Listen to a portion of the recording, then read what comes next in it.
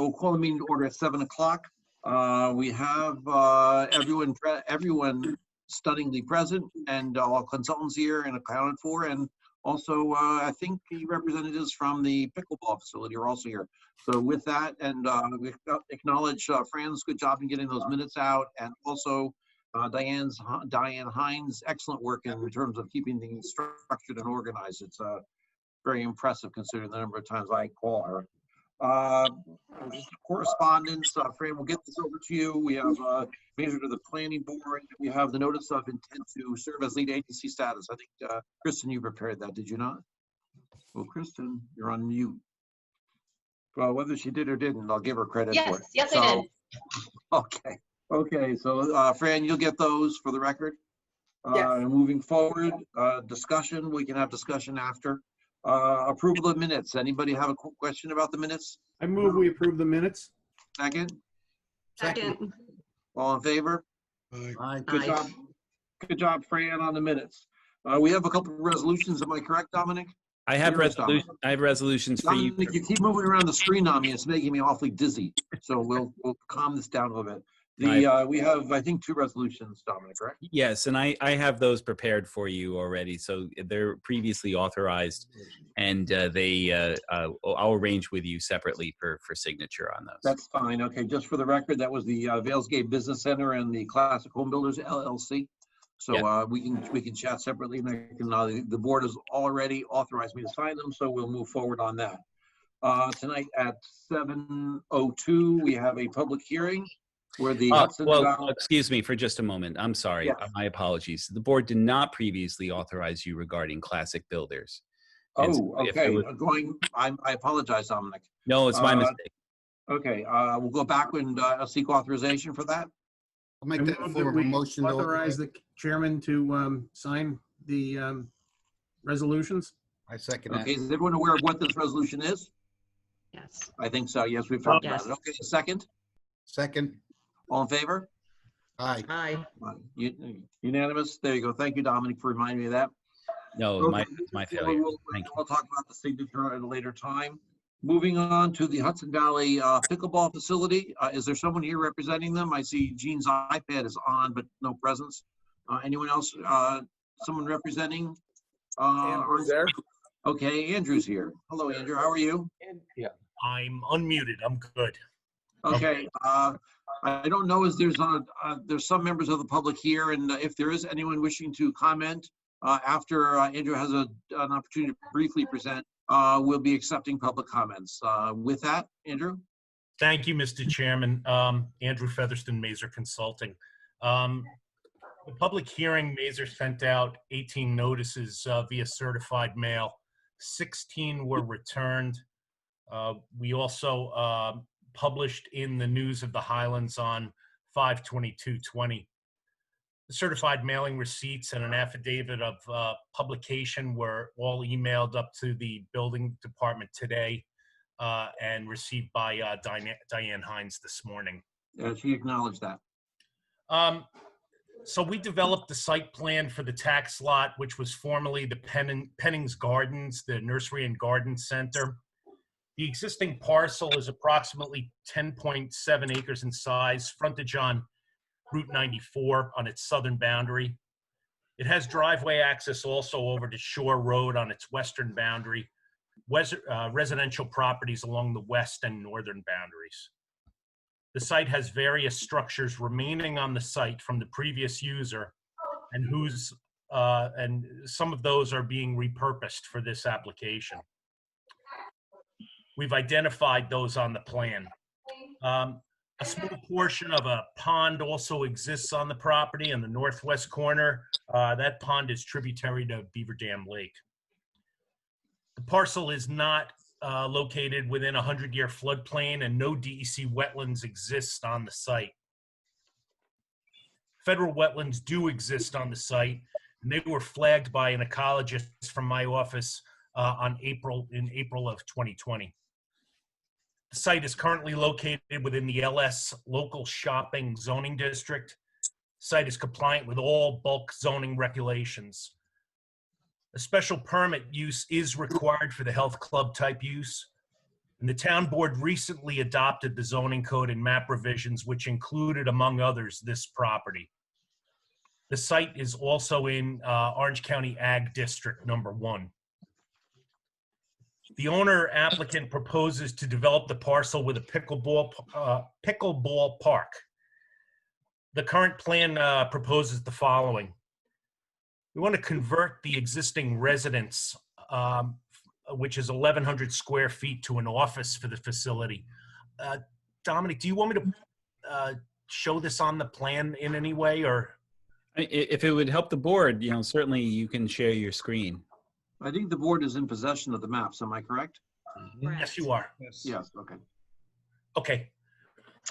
The existing barn and former retail building would be repurposed as 2 separate restaurants with a total anticipated seating capacity of 123 seats, 99 for the 4,500 square foot restaurant, 24 seats for the 1,400 square foot restaurant.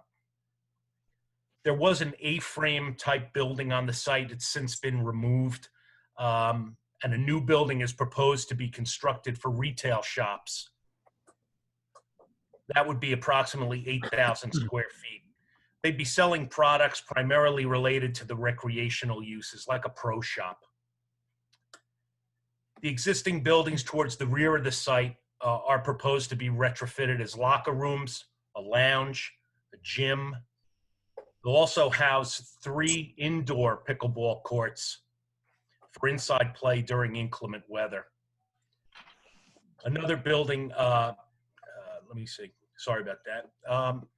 The greenhouse building is going to be reused for interior spectator seating areas. 2 outdoor handball courts are also proposed to be built.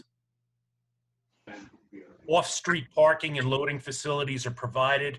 130 spaces are required by your code. 140 spaces are proposed as per our design. Given the current COVID situation, the applicant will be phasing the development. We're considering seeking approval for land banking some of the parking, or phasing in the parking areas as parts of the business are proposed to be built out. The phases would be as follows. The 1,500 square foot restaurant, the gym, indoor and outdoor playing courts, the park area, and the offices would be phase 1. Phase 2 would be the new retail building. And phase 3, the last phase, would be the 4,500 square foot restaurant. Access to the site is limited to that single driveway, but we're going to maintain the driveway to Shore Drive as well. We've designed stormwater management facilities, and a SWIP was submitted. Your engineer is under review of that SWIP. The development is currently served by 4 water wells. We're having conversations with the Orange County Department of Health as to which of those wells would be considered public water supplies and which may not be. For instance, there's an individual well serving the residents.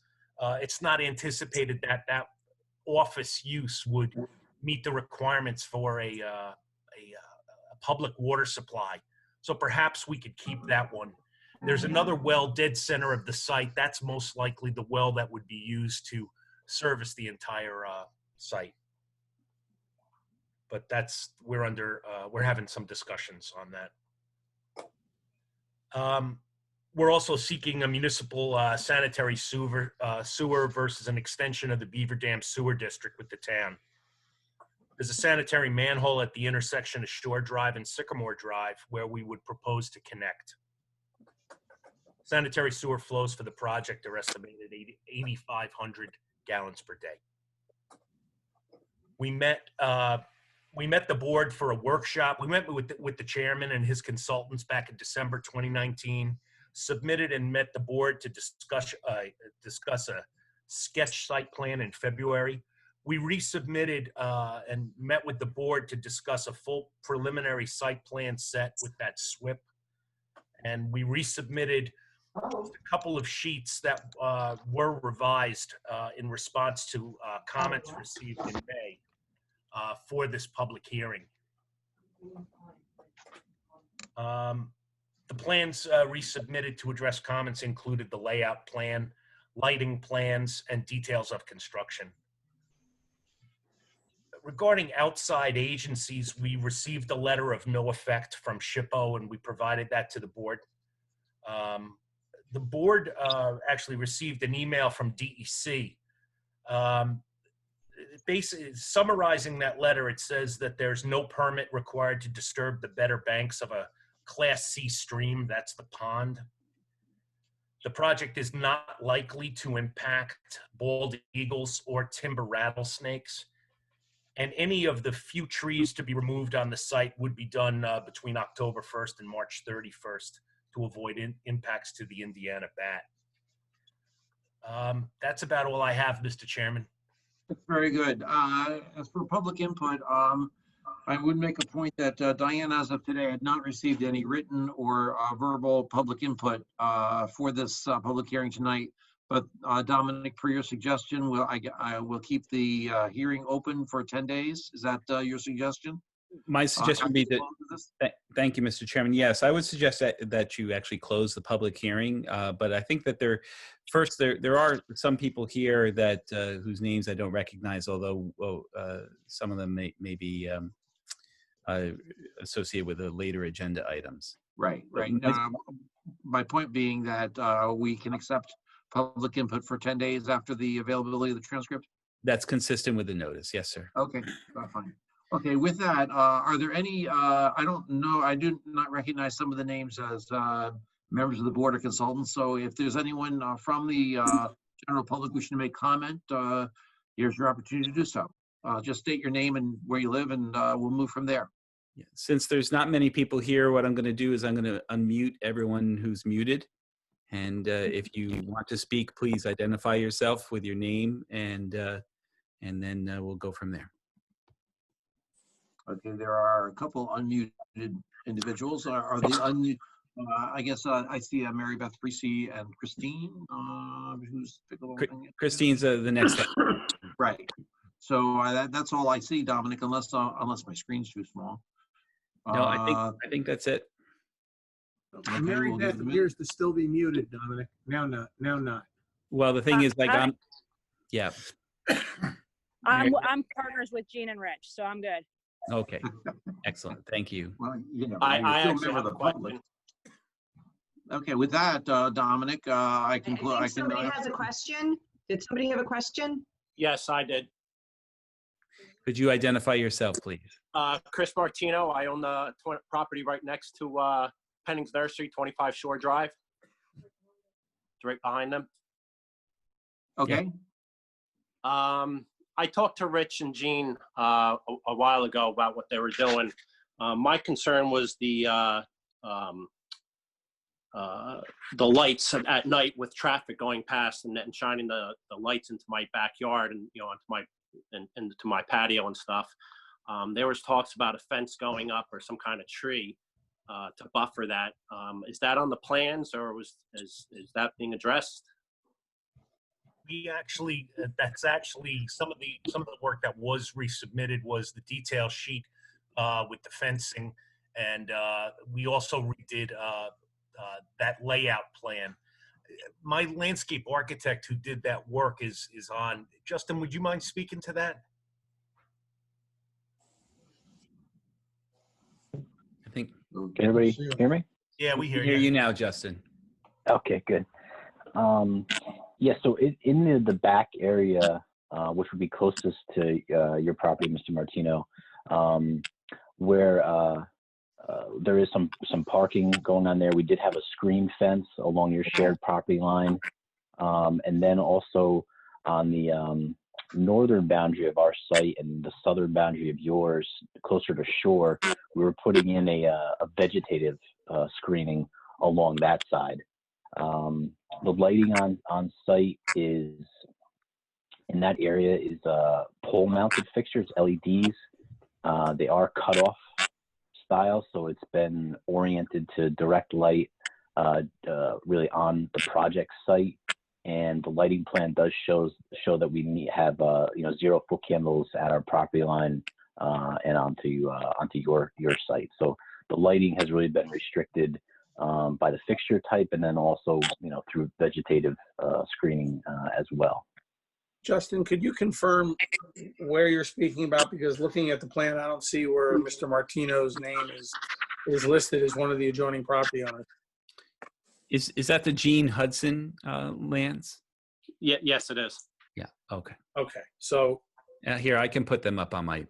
no, I see. I'm looking at the plans. I'm just Martino does not appear as one of the adjoining property owners, so I want to make sure I have the right property. It was transferred to my name back in March. Okay, maybe you could update that plan just with the proper owner name. Sure, we can do that. Does that satisfy your question, Chris? Mr. I Martino, don't know. I guess it's I'm what kind of vegetation is being put up, because it looked like from the blueprints there was going to be parking in where the old greenhouses used to be. So is there going to be a lot of cars like coming out into the driveway and then making the right up to get up to Shore Drive? I mean, that's going to be a lot. If that's going to be parking, that's going to be a lot of traffic. I think most of the traffic is going to use Route 94. There may be some people that live in the neighborhood with you that may use the facility, that may go up the driveway like you're speaking about, make the right and then make a left going into the neighborhood. That's going to be the minority of the traffic. Most of the will be using Route 94. Okay, what? You've got a chain link fence up there that might, for a screening benefit, I know with the privacy slats, is there any advantage of having a board-on-board fence so it's a little more appealing? Yeah, that's not really a chain link fence. That's more like a 6x6 square fencing. It's No, they're proposing one. Okay. That would be new. Yeah. It is new. It is 6 foot chain link, and we did have the privacy slats along the one property border there, and that would be closest to the existing building that's on your, would that be your western side of your property, Mr. Martinez? Yes. So we did have the privacy fence on that, and then as I mentioned, with the shared property line along the driveway that goes out to Shore Drive, we had a screen row of white pines and Norway spruce to extend along just about the full extent of that property boundary.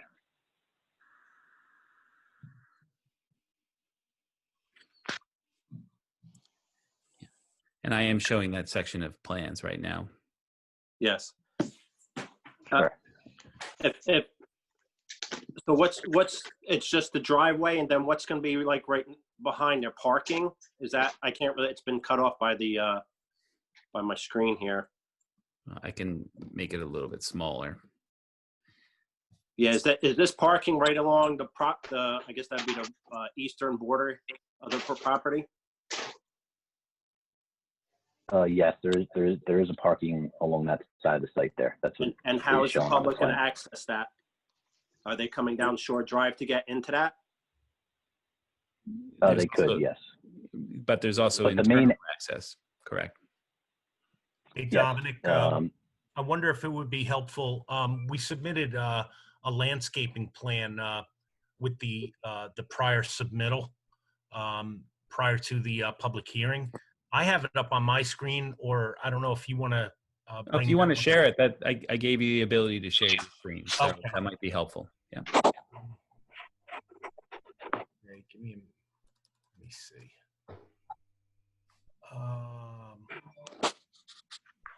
Share screen, got it. Okay. Which is right there.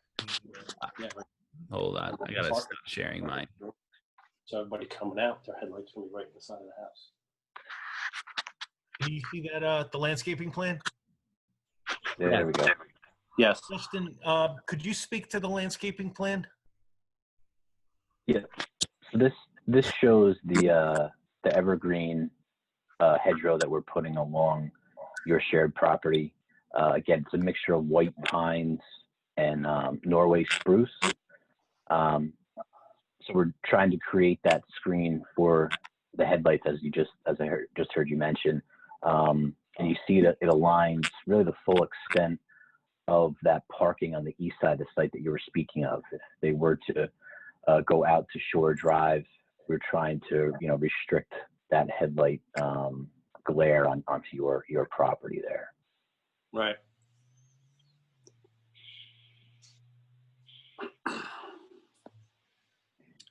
Then the parking along the shared western or your western property line is all nosed in towards the building. But again, we did put that 6-foot fence with the privacy slats along that entire stretch as well. Again, to try to do the same thing. They didn't want to continue that fence down to Shore Drive instead of doing the tree work. I mean, that's something we could discuss with the applicant. I mean, I don't know, I kind of be a little happier with the fence. The trees just kind of, they die. They maintain. They're a maintenance item. If they die or they fall over, I just think it's going to become a maintenance issue. I'd feel comfortable with a fence. I think that might be a little better, but again, in the end, I guess it's up to them.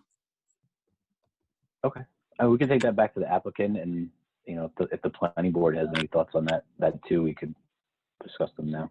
Well, we'll open that up to the planning board after the public has had the full opportunity to comment. I think Chris might be the only one from the public seeking to comment, though. Am I correct?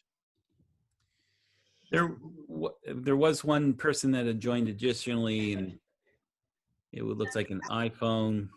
Unfortunately, people don't identify themselves, and it looks like they disappeared now. So.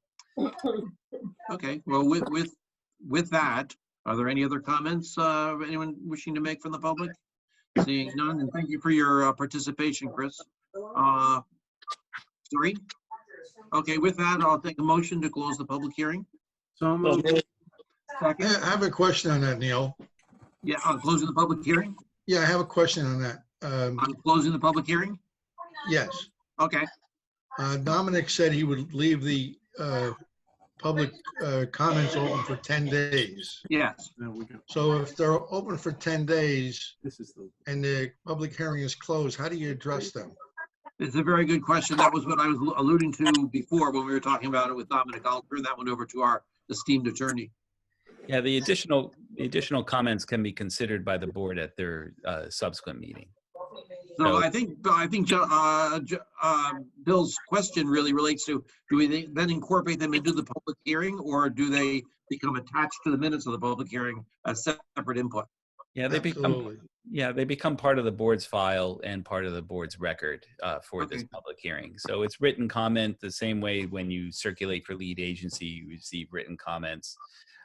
This is the opportunity for the public to provide additional written comments. And it's really just meant for anyone who, for whatever reason, cannot participate either by video or teleconference. Okay, fine. So we can move ahead and close the public hearing as we did have a motion, and I'm just waiting for a second, I believe. Second. All in favor? Aye. We'll close the public hearing, and we'll accept input in writing for up to 10 days after the availability of the minutes of this public hearing. With that, I think we can move forward. Are there any comments of the board on this? I have one. Yeah. Andrew, I don't know if you can unmute there, Andrew. So my recall might not be perfect on this, but I think that I heard you bring up the idea of phasing for the first time. I wasn't sure if that's something that we've heard about previously or that's contemplated in detail in the plans that were submitted previously. We had discussed that last time, Led, but maybe Andrew, you might want to talk about it. Where is Andrew? I'm You're here. We can hear you. Okay. we did speak of it previously, but we're having more conversations on it now with really with the COVID. You know, we had the moratorium in Cornwall, we got the moratorium in New Windsor on the sewer, and we got COVID. I mean, I don't know what else could be thrown at us. So the applicant is trying to look at the best way to start getting some income from the property, and that was really reusing and retrofitting, getting some of these buildings up and running, including the courts, the indoor areas, the indoor courts, the office, and the smaller of the two restaurants, which would have takeout and say 20 seats. The Right. retail. So Andrew, let me be more specific, actually. Have we seen a plan that says which improvements would happen in which phase? So No. it married together, you know, which facilities are coming online with the improvements? No, I gave it to you verbal tonight. We had a discussion recently, so I just presented to you verbally tonight, but we could memorialize it on a plan. Yeah, Pursuant to that question, I think that does pertain to how the approvals would go forward, Dominic. I think that's what Led is getting to. Would we approve in 3 separate stages or the entire project and they move in stages? It's something to consider. Let us take a look at that and advise the board, following, this meeting. Good question. I think it warrants an engineering review to make sure that, things, the elements that are being constructed in certain phases, are what's needed to be constructed. And so I would defer to Mark on that particular. Let me jump in for a moment because Andrew and I, probably about a month ago, had some discussions about, because of these curveballs, as he indicated, the potential to phase the project. So I think Andrew is just being realistic with the board that because of these other situations, it's unlikely they could move forward as one single activity, and they very well will be pursuing, likelihood phased sequencing of the construction. I would suggest that you review the entire plan and then just have a phase plan prepared. And I would expect that the phase plan would make it very clear what is included in each phase, what portions of the site improvements are included in each phase, and we could ensure that there is adequate parking to be constructed within each phase to support that phase and its particular uses. So as Andrew indicated, a plan like that can be prepared. In fact, it should be prepared for a subsequent meeting. And I think he has some discussions to have with his applicant as to the sequencing, exactly what's in each phase, and then we can look at it. But it's very common as far as occupancy of each phase. It's very commonly done where we would work with the building department and they would obtain COs for particular portions of the site, as long as the supporting infrastructure and site improvements in fact are complete, and then they pursue the next phase when conditions are appropriate. So it's very common, and I'll work with Andrew. We've talked briefly about it already. Okay, well then let me follow up with a question on how we can best and most expeditiously proceed with the board portion of the process so that we don't provide any barriers or present any barriers to them. Mr. I don't think the board is really at this point posing any barriers. It's the complications that Andrew referenced need to be pursued to see what services are available that would support what initial elements, so they can come in with a phase one that has all the necessary utilities and the necessary elements to make that phase viable. So it's really at this point something that we have to sit back now and wait for the applicant to investigate and then make a submittal. Mr. Chairman, if I might. Sure. We've heard Mark's comments, and as always, they're very thorough and comprehensive. Kristen had some comments too, and before we take any action, I think we want to hear from her. Yep. Thank you. Sure. Kristen? Certainly. So we did the review. The applicant really addressed the majority of our planning comments. There were a couple of outstanding items, and the applicant obviously knows that. In their response letter, they they addressed the items, they just said that they're forthcoming. So I think that there's probably a little bit more work to be done with the applicant and the developer, just to figure out signage and easements and all of those kind of site plan details that are forthcoming. Now we're looking at phasing, which we'll review as well from a planning perspective. But for the most part, the applicant did address the majority of our comments. And as Andrew mentioned briefly, they did address the additional seeker questions that we had. Most notably, they did get a letter from SHPO that said that there would be no impact letter from SHPO. The traffic, stormwater, we did get a review on stormwater, but the utilities are somewhat outstanding right now, and that we're not sure where sewer is coming from. So I think that kind of those outstanding issues need to be resolved before we can complete seeker. Okay. Yeah, just to add to my comments, I was really responding to the public hearing presentation. I've prepared SWIP comments. Our office has, Sean has prepared those. They're available for the applicant. I deferred drilling down tremendously into the plans, anticipating that they would be having a phased plan. So they have addressed a lot of our previous comments, but I'm in a kind of a hold pattern to see where this is heading. And we'll look at that and the traffic once the applicant, I believe, makes progress on defining how they're going to move forward. Okay, with that, we'll be taking no action, I gather, on this. And the phase plan will be expected possibly for next month. And we can move forward at that point. I think that's probably the best thing to do. Am I correct? We'll try and knock off as many of those open items as we can. Certainly the phasing. Signage, we had discussions with the applicant. I know he's working on the easements. We have had the conversations with the health department regarding the well. We'll continue those. So yeah, we have some things to do, and I'll seek the comments on the stormwater from Mark's office. Terrific. You might want to check back in 10 days to see whether or not there are any written comments submitted. Okay. Okay, thank you. Sorry, Mark.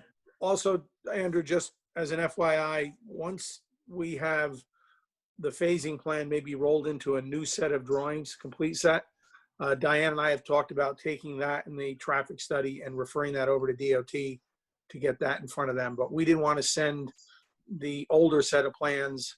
We'd rather send a current set, full set. If you have any tweaks that you've done on the traffic, just update that and we'll send them the latest version of everything. Good. Okay. Yeah. And Mr. Chairman, this is Dominic. You know, Kristen mentioned this as well as others, and Mark, and sewer service or sewer availability service is a significant issue. That the applicant needs to address, and so any further information that they have on that will be helpful. As you mentioned, the board's not in a position to take any action tonight because you're still in a mode of receiving public comments, but would encourage the applicant to, make a revised submission, including, options regarding sewer service for the site, so that the board can fully consider those under seeker. You have that, Andrew? I do. Terrific. Okay, thank you very much, and thank you, Dominic. Thanks, everyone. Okay, with that, we'll move on to the next agenda, which is presentation by Motivating Physical Therapy. Are they here? Are they present? Yes. Good evening. My name is Christine Stathis. I'm the applicant. Hi, nice to see all of you this evening. I'm an applicant that is applying for a site plan and a special use permit so that I can operate a physical therapy business in Cornwall. I offer various services, and what's different about my practice is it's actually one-on-one. So it's just myself as the treating therapist, and I see one patient at a time. The services that I do render are rehabilitation. I do a lot of fall prevention screenings, community outreach, and educational seminars, as well as golf risk assessments and injury prevention programs for athletes. The hours of operation would be Monday through Friday, 7 a.m. to 8 p.m. The building is 496 square feet. It's already, there's no interior, exterior construction that needs to be done. It's move-in ready. There are 7 parking spots for that actual building itself, but 2 are dedicated for my actual business. Very good. I don't think we need any more. Where am I? Kristen? Me, I'm up. Yes. All right. So this is the first time that this board has seen this application, so I'll kind of start at the beginning. We're in the GC zoning district. At the planning board workshop, Gary determined that this use is going to fall under school of special instruction. That is a use allowable by right in the GC zone. We did evaluate the parking because this is, I guess we'll back up. Because this is an existing building, an existing site, there's no changes to the building itself. There's no exterior modifications to the site, no land disturbance. That's why the plan before you is not a site plan, but kind of more of an interior floor layout. Right. The project does have 4 parking spaces. They're on the, excuse me, no, I just lied, 7. The site plan has 7 parking spaces. They're on the right side of the site. It's the right side if you're looking at the plan in front of you. 7 parking spaces. The applicant has said that 2 of them are dedicated to the proposed use. The zoning code requires 1 per 200 square feet for this particular use, so it would really require 3. But as this use and the 2 other uses, residential above and the other commercial use, would share these 7 spaces. The zoning code, your zoning code, allows for sharing of parking when there's multiple uses on one site. Given that this particular use has only 1 practitioner, and based on the fact that the peak, the use of this site would be kind of the opposite of the peak of the residential units above, it would really be possible for this site or this use and the adjacent use and the residential uses to share those 7 spaces. We really don't see it. There also is street parking along Main Street as well. We don't have any issue with that, the number of parking spaces that are provided on the site. That, of course, is up to the planning board to address, though, if they believe that the sharing of parking would be acceptable based on the demand. In terms of seeker, this is an unlisted action under seeker. Is it just a change of use? The short EAF was provided. I made a couple of changes to that for the record. I sent that to Diane for the file. There were fairly minor changes just on the property size and some bit of minor information. I did prepare a negative declaration for the application. I not sure if I shared that with everyone. I for sure sent it to Dominic, but this board, in terms of seeker, again, with no external modifications, no ground disturbance, any use allowable by right in the zone. We don't believe that there'll be any adverse environmental impacts, but we can kind of go through the engineering comments and the board can discuss with the applicant if they have any more questions before we really get to a completion of seeker. Thank you, Kristen. Mark? Yeah, this is very straightforward. We've run into a lot of these over the years historically. The 2 questions that I note in bullets under comment 1 that we generally always asked is the use permitted? Gary has deemed the classification of use, which it is permitted. And we always look at, is there an increased parking demand that would be problematic, especially if there's not adequate parking off street. In this case, you've got both on street and you've got adequate off street. At that point, Kristen and I had a discussion and I totally deferred the review of the parking and other issues to her because it was so simple. In support of seeker, I really don't see where this has any impact whatsoever. There's really not much to review because they're proposing no interior modifications, no exterior modifications. And if they do any interior changes, it falls under the purview of the building department. So my suggestion is that you, unless you find some reason not to move forward, I would move forward and get that space occupied. Very good. Thank you, Mark. Dominic, are there any issues? Yeah, just to expand on things that have already been touched on. And first of all, I want to say that at the work session, there was a discussion about the fact that Gary did determine that this would be a school of special instruction because of the nature of Christine's proposed use. And how there was a discussion at the work session about that requiring a special permit. And Kristen reviewed the application, compared it to the GC zoning code requirements, and she was absolutely correct that this is not a special permit in this district. So it is a use that's allowed by right, subject to a site plan, of course. And so the application is properly before you on the site plan, but there is no need for a special permit. And the procedural consequences of that is that for a special permit, a public hearing is required. But for site plan application, a public hearing is discretionary with the board. And so one of the first items that the board should consider once it's satisfied with any concerns that it may have is whether or not this application requires public hearing. Very good. Thank you, Dominic. With that, board will have some discussion in terms of waiving a public hearing. Anybody have any comments on that? I suggest we waive the public hearing, given that this is a very small change to the use of the property and not really, to me, it seemed a lower impact than other possible uses of the same property.